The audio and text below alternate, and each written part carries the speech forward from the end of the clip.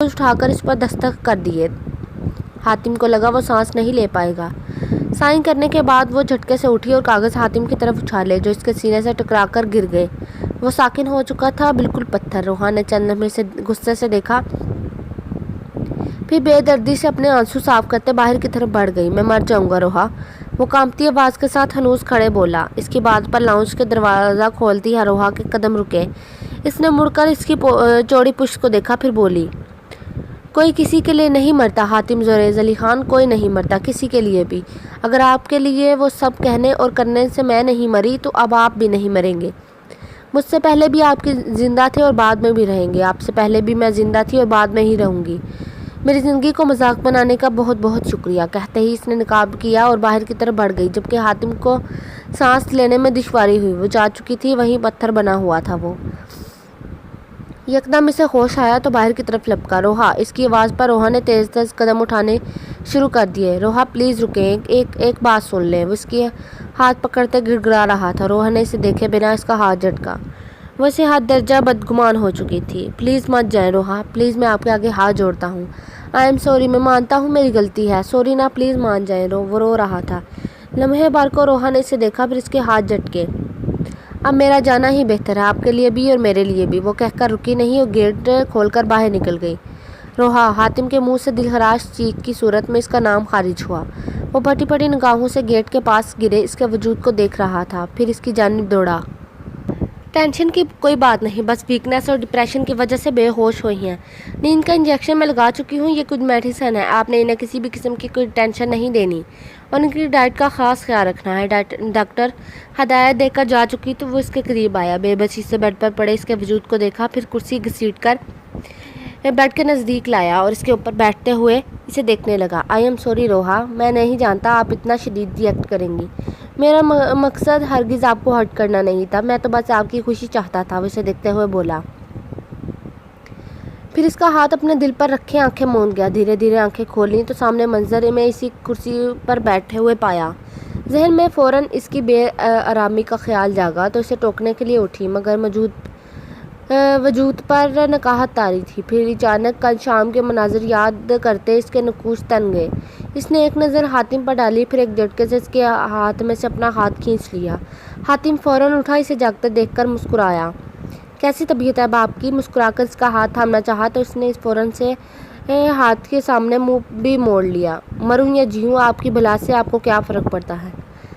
मुझे नहीं पड़ेगा तो किसे पड़ेगा? वो फिर से इसका हाथ थामने की कोशिश करने लगा तो इसने एक झटके से बेड से उतरी और ड्रेसिंग रूम की तरफ बढ़ी। वो भी इसके पीछे लपका। क्या करने लगी हैं? इसे अलमारी से अपना जोड़ा निकालते देखकर हातिम ने पूछा। रोहा गुस्से से घूरने लगी। चेंज करने लगी हैं। इसे हैंगर से कपड़े निकालते देखकर वो आराम से बोला। जवाब रोहा ने हैंगर उठाकर ज़मीन पर मारा। अभी चेंज मत करें, अभी तो मैंने आपको जी भर कर देखा भी नहीं। वो इसके आगे हाथ थाम कर बोला। रोहा ने एक झटके से अपना हाथ छुड़वाया, फिर इसके सीने पर हाथ रखे इसे पीछे की तरफ धकेला। आप मुझे देखने का हक भी नहीं रखते, कहकर वो चेहरा मोड़ गई। हक तो मेरे पास है, आप चाहें जो भी कहें। वो मुस्कुराकर फिर से इसकी तरफ बढ़ा। जान गया था कि इसे इस वक्त अपनी अपनायत और मोहब्बत की ज़रूरत थी। अब आप ने मुझे हाथ लगाया ना हातिम, तो मुझसे बुरा कोई नहीं होगा। आपसे बुरा कोई है भी नहीं मिसिस हातिम जुरैज़ अली खान। क्या चाहते हैं आप? आपको। हातिम ने चेहरे पर मुस्कुराहट सजाई से मोहब्बत पाश नज़रों से देखा। हूँ क्यों, अभी दिल नहीं भरा मुझसे? वो वाकई हर्ट हुई थी। हूँ ना, कभी भरेगा। इसे कंधे से थामते इसकी स्याह कांच सी आंखों में देखते बोला तो चंद में फिर से रोहा इसकी भूरी आंखों के शहर में जकड़ गई। आपने अच्छा नहीं किया हातिम, वो नम आवाज़ में बोली। जानता हूँ, तभी तो कह रहा हूँ आई एम सॉरी। वो इसे नरम पड़ता देखकर बोला। आपकी रोज़ रोज़ की बेतनाई, बेरुखी, बेमरवती जो मुझे पल पल मारती है ना, इससे बेहतर है एक ही दफ़ा मर जाऊँ। जाने क्यों नहीं मर जाती। वो बेबसी से फिर से चीखी। हातिम घबरा गया कि कहीं फिर से इसकी हालत ना बिगड़ जाए। रोहा, हातिम आगे बढ़ा। डोंट टच मी, वो चीखी। दूर हो जाए मुझसे। इसे फिर से फ्रस्ट्रेशन का दौरा पड़ा था। इसकी हालत हातिम की सोच से ज़्यादा बिगड़ रही थी। मुझे माफ़ कर दे। उसके कदमों में बैठ गया, हाथ इसके पाँव पर रखे। रोहा शिशदर रह गई। मैं जानता हूँ कि मैंने गलत किया, मगर मेरा मकसद आपको तकलीफ़ पहुँचाना नहीं था। मैं बस आपकी खुशी चाहता हूँ। मुझे लगा मुझ जैसे इंसान के साथ आप कभी खुश नहीं रह पाएंगी। आप बहुत अच्छी हैं, बहुत ज़्यादा। مجھ جیسا انسان آپ کو ڈیزرو نہیں کرتا۔ وہ اس کا سار اس کے پاؤں پر رکھ چکا تھا۔ وہ روحا ایک دم پیچھے ہٹی۔ اسے لاکھ ناراض، لاکھ بدگمان سہی، مگر وہ شخص اس کا مجازی خدا تھا۔ چل ہمیں یوں ہی سرکے۔ تو حاتم اس کی طبیعت کا خیال کیے کمرے میں کھینچ لایا۔ وہ بیڈ پر گھٹنوں میں سر دیے بیٹھی تھی۔ اب مان بھی جائے نا پلیز، وہ اس کے پاس بیٹھتے بولا، اور یہی روحا پگھلی اس کے لمبے والے پلیز پر۔ اس پلیز کے لیے تو وہ جان بھی دے سکتی تھی۔ اس نے سر اٹھا کر حاتم کو دیکھا تو حاتم نے دیکھا اس کی لپسٹک ہلکی ہو چکی تھی اور کاجل پہلے سے زیادہ پھیل چکا تھا۔ وہ مسکرایا۔ وہ آج اتنے اہتمام سے تیار ہوئی تھی اس کے لیے۔ وہ پاگلی سے بکھیر گیا۔ بھلا تبھی ایک نظر اسے دیکھ لیتا تو یہ نوبت ہی نہ آتی۔ اس نے سر جھکائے سوچا، پھر سے کہیں۔ وہ منہ پھلائے ناراضگی سے بولی، کیا؟ روحا مان جاؤ نا پلیز، منہ بناتے ہوئے اس نے خفگی سے دیکھتے ہوئے بولی۔ روحا مان جائیں پلیز۔ وہ اپنے مخصوص انداز میں پلیز کو کھینچ کر بولا تو روحا کی رہی سہی ناراضگی بھی اڑ گئی۔ وعدہ کریں۔ اس کے آگے ہاتھ پھیلایا۔ حاتم نے مسکرا کر اس کے ہاتھ پر ہاتھ رکھا۔ جو سب آج آپ نے کیا آئندہ سے وہ نہیں کریں گے۔ تحقیرانہ انداز، مسکراہٹ۔ آئندہ آپ مجھے کبھی چھوڑنے کی بات نہیں کریں گے۔ مصنوعی خفگی، بالکل نہیں کروں گا۔ مسکراہٹ دبائی۔ اور طلاق والی بات کرنے سے بہتر ہوگا کہ آپ اپنے ہاتھوں سے مجھے زہر دے دیں۔ روحا کیسی باتیں کرتی ہیں۔ اس نے پیار سے اس کے بازو اس کے کندھے پر پھیلائے۔ آپ بہت برے ہیں حاتم۔ وہ اس کے سینے میں منہ چھپائے بولی، آپ بھی بہت اچھی ہیں مسز حاتم۔ وہ اس کے گرد بازو پھیلاتے بولا۔ اس کی بات پر روحا نے ایک ہاتھ اس کے کندھے پر مارا تو اس کی سسکی سی نکلی۔ ایک سرپرائز ہے آپ کے لیے۔ حاتم کے بولنے کی دیر تھی کہ روحا پھر پرجوش ہوئی۔ کیا؟ ایسے نہیں، پہلے اپنی حالت درست کر کے آئیں۔ وہ اس کی آنکھوں میں پھیلے کاجل کو انگوٹھے سے صاف کرتے بولا تو وہ ٹیڑھے منہ بناتی اٹھ بیٹھی۔ دروازے کے پار روحا نے دیکھا کہ قطار در قطار موم بتی سے راہداری بنائی گئی تھی، جبکہ باقی فرش پر پھولوں کی چادر بچھی تھی۔ موم بتیاں پگھل کر ختم ہو گئی تھیں، پھول مرجھا گئے تھے، مگر ان میں حاتم کی محبت کی خوشبو ابھی بھی رچی ہوئی تھی جو ماحول کو دو آتشہ بنا رہی تھی۔ وہ اسے کندھوں سے تھامے راہداری سے گزرتے آگے بلایا، جہاں سفید گلابوں کے درمیان کلیوں سے سوری لکھا تھا۔ یہ سب روحا کو ایک خواب لگا۔ Sorry again. حاتم نے دھیرے سے اس کے کان میں سرگوشی کی تو روحا نے مڑ کر اسے دیکھا۔ بے یقینی تھی اس کی اس محبت پر۔ پھر حاتم نے اس کے پھولوں اور موم بتیوں سے بنے بڑے سے دائرے میں لا کھڑا کیا اور خود اس کا ہاتھ تھامے ایک گھٹنے کے بل بیٹھ گیا۔ روحا ریحام، کیا آپ اس بندہ ناچیز کو قبول کرتی ہیں؟ وہ محبت بھری سنجیدگی سے اس کی سیاہ کانسی آنکھوں میں دیکھتے بولا۔ اس کی بات پر وہ کھلکھلائی۔ حاتم کے لیے لمحہ بھر کو نظریں ہٹانا تو دور، بلکہ جھپکانا بھی دشوار ہو گیا۔ کیسے وہ لڑکی سے پاگل کرنے پر تلی ہوئی تھی۔ جلدی بتائیں نا، محبتیاں ختم ہونے والی ہیں، بے چارگی سی شکل بنا کر بولا تو روحا پھر سے ہنس پڑی۔ پھر ذرا سنجیدگی سے بولی، روحا ریحام، کیا آپ کو حاتم زریز علی خان کی بے لوث محبت اس کی تمام تر بے وقوفیوں اور بے جا ضد کے ساتھ قبول ہے؟ وہ اس کی آنکھوں میں خود کو تلاشتے پوچھنے لگا۔ قبول ہے۔ آج روحا نے نظریں نہیں چرائی تھیں۔ روحا ریحام، کیا آپ کو حاتم زریز علی خان کا بے پناہ عشق اس کی فضول سی انا کے ساتھ قبول ہے؟ قبول ہے۔ روحا ریحام، کیا آپ کو حاتم زریز علی خان کی زندگی کے ہر لمحے پر، اپنے یہاں تک کہ ہر سانس پر اپنا نام، اپنا اختیار، اپنی حکومت قبول ہے؟ قبول ہے۔ اور وہ اس کی آنکھوں میں خود کو پا چکا تھا، صرف خود کو۔ دونوں کے دل شدت سے دھڑک رہے تھے۔ مدھم سنہری روشنی میں وہ سیاہ بالوں والی اپسرا اپنی بے رحم آنکھوں سے پھر سے اسے گھائل کرنے پر تلی ہوئی تھی۔ بے رحم آنکھوں والی آیا اور اٹھ کر اس کے قریب ہوا، دھیرے سے اس کے کندھے پر اپنی عقیدت کا اظہار کرتے اس کی آنکھوں میں جھانکنے لگا۔ آج روحا کو اچھا لگ رہا تھا اس کی آنکھوں میں دیکھنا، کیونکہ آج وہاں وہ بس خود کو دیکھ رہی تھی، وہاں صرف اس کا عکس تھا، وہ بس اس کی سلطنت۔ پہلی بار وہ اس کے کندھے سے اوپر آیا تھا، پہلی بار اس نے اپنے جائز حق کا استعمال کیا تھا، پہلی بار اس نے ماتھے پر اپنے رشیدتوں کا اظہار کیا تھا، پہلی بار اسے خود میں اترتے محسوس کیا تھا، اور آج روحا نے دل و جان سے اسے اپنے آپ میں سونپ دیا تھا جو اس کا حقدار تھا۔ پہلے تو بس آپ کی آنکھیں مجھے پاگل کرتی تھی، مگر اب بال بھی۔ وہ اس کے کندھے پر پھیلے اس کے بالوں کی خوشبو کو خود میں اتارتے سرگوشی کرنے لگا تو وہ چہرہ جھکا گئی۔ کیا یہ وہی روحا ہے جس کا کچھ دیر پہلے بس نہیں چاہ رہا تھا کہ پورا کچن مجھے دے مارے؟ وہ اسے شرماتے دیکھ کر شرارت سے گویا ہوا تو روحا نے اس کے آنکھیں دکھائیں، پھر اس کی آنکھیں نم ہوئیں۔ اس کی آنکھوں میں آنسو دیکھ کر حاتم گڑبڑایا۔ وہ منہ اس کے سینے میں چھپا کر رونے لگی۔ حاتم نے اس کے گرد بازو پھیلا دیے اور اسے قریب کیا۔ روحا، کیا ہوا جان؟ آپ کو وہ سب نہیں کرنا چاہیے تھا حاتم، وہ روتے ہوئے بولی۔ حاتم نے افسردگی سے اسے دیکھا۔ آپ کی اس حرکت نے میرا دل چیر ڈالا، آپ کو نہیں کرنا چاہیے تھا وہ سب۔ اس کی بات پر حاتم اپنی گرفت مضبوط کرتے بولا۔ جانتا ہوں غلطی ہو گئی، سوری اگین، آئندہ نہیں ہوگا۔ وہ اس کا لمس محسوس کرتے بولا، اور آئندہ ایسی غلطی ہوئی نہ تو سچ میں چلی جاؤں گی بہت دور، اس جہاں سے بھی دور، پھر ڈھونڈتے رہیے گا مجھے گلی گلی نگر نگر۔ وہ ناراضگی سے اس کے بازو ہٹاتے ہوئے بولی۔ ایسا تو نہ کہیں۔ وہ اس کی بات پر دہل گیا، پھر اسے خود میں سمیٹا۔ آپ میرے لیے واقعی روحا بن گئی ہیں، میری زندگی، میری روح، میری روحا۔ وہ اسے پیار سے گال کھینچتے ہوئے بولا۔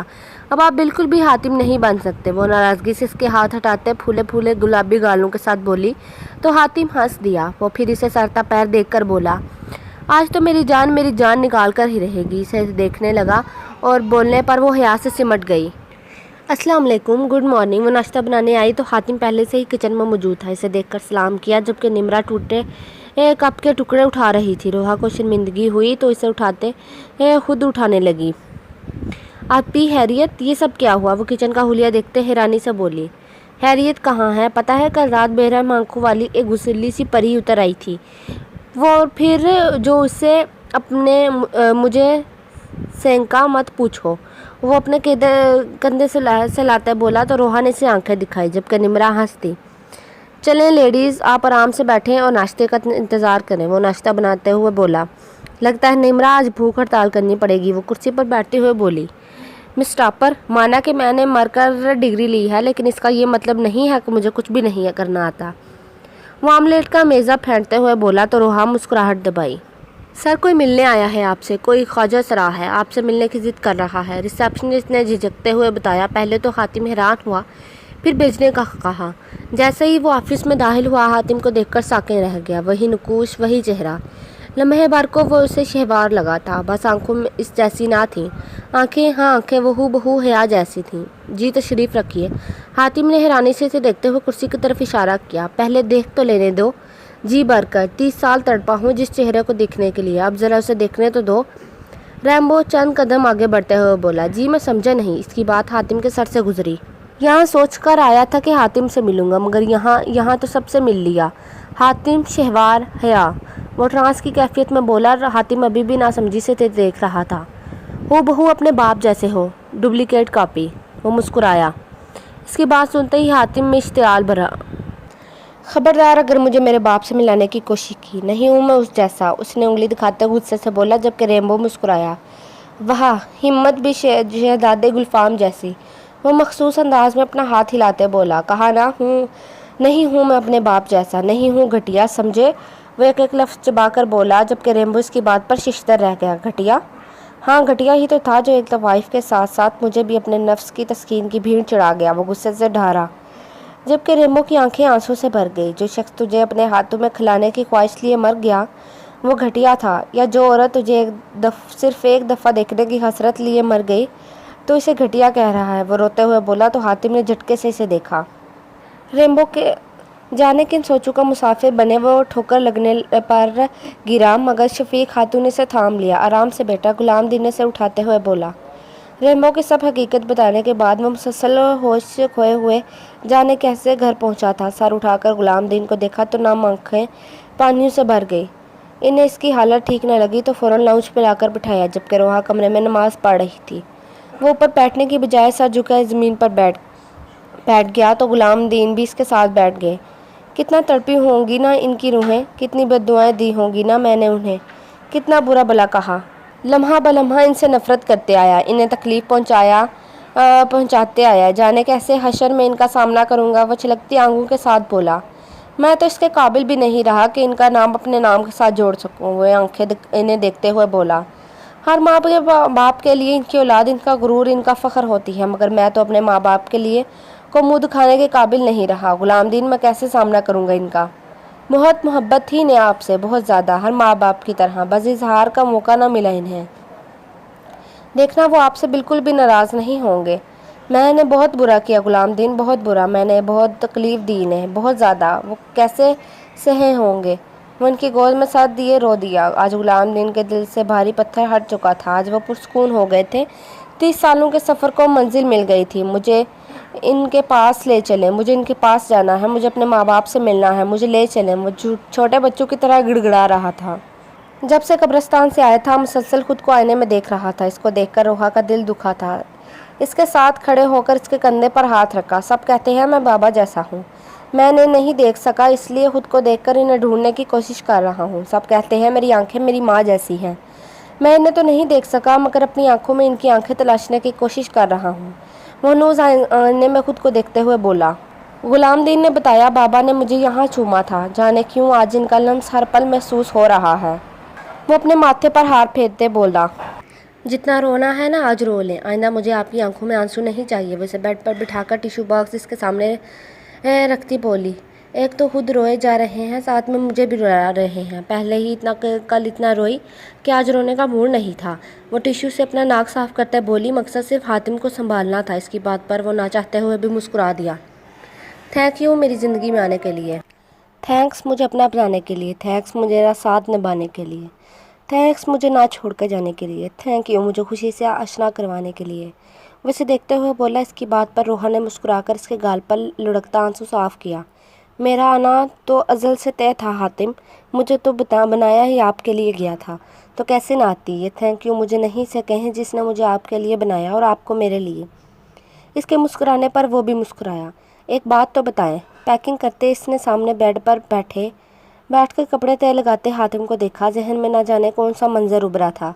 کل ان عمرے کی ادائیگی کے لیے روانہ ہونا تھا، ان کے ولیمے کو 2 دن گزر گئے تھے۔ ہاں، وہ مصروف سے انداز میں بہت پیار سے اس کی چادر طے کرتے بولا۔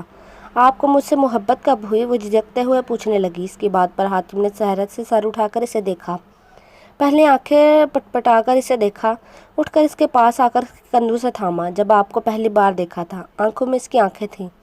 اچھا، جب گھر آئے تھے؟ وہ سوچتے ہوئے بولی، جب آپ میری گاڑی کے سامنے کودی تھی، حاتم نے ہنستے ہوئے کہا، جبکہ اس کی بات پر روحا کو حیرت کا جھٹکا لگا۔ چند لمحے بے یقینی سے اس کی بات پر غور کرتے وہ منظر یاد کیا، پھر بے یقینی سے چیخی، یعنی وہ بھی آپ تھے؟ وہ بھی مطلب؟ یعنی میٹرک میں ہمارے اسکول والوں نے پرائز ڈسٹریبیوشن کے لیے بڑے بڑے گیسٹ بلائے تھے، سارے بہت اچھے لگے مجھے سوائے ایک سڑے ہوئے انسان کے جس کا مسکرانا بھی گوارا نہ کیا، اور اس سڑے ہوئے انسان نے مجھے پرائز دیا۔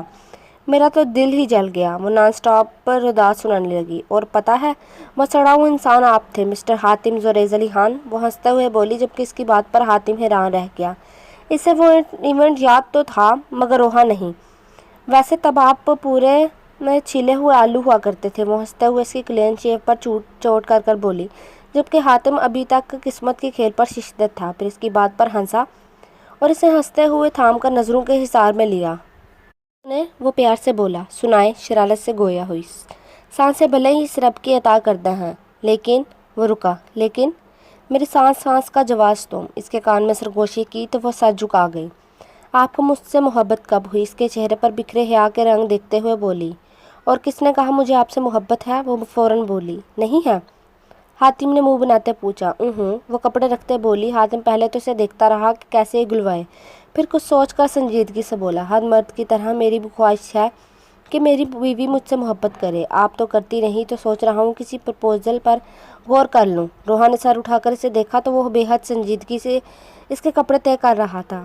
ہاں تو ہے، نہیں تو کیا ہوا، کوشش کریں، کیا پتہ ہو ہی جائے مجھے آپ سے محبت۔ وہ جھکے سر کے ساتھ دل میں وسوسے لیے بولی۔ اس کی بات پر حاتم نے چہرے پر دہرانے والی مسکراہٹ کا گلا گھونٹا، اور جب میں کوشش کرتا ہوں تب آپ کی سانسیں اکھڑنے لگتی ہیں حاتم۔ اس کی بات پر روحا نے چیختے ہوئے کپڑے سے مارے تو وہ ہنسنے لگا، پھر ہنستے ہوئے کاغذ اس کے آگے کیا، سائن کر دیں۔ یہ کیا ہے؟ روحا ڈر گئی۔ حاتم مسکرایا، ابھی بھی کہتی ہے کہ اسے محبت نہیں؟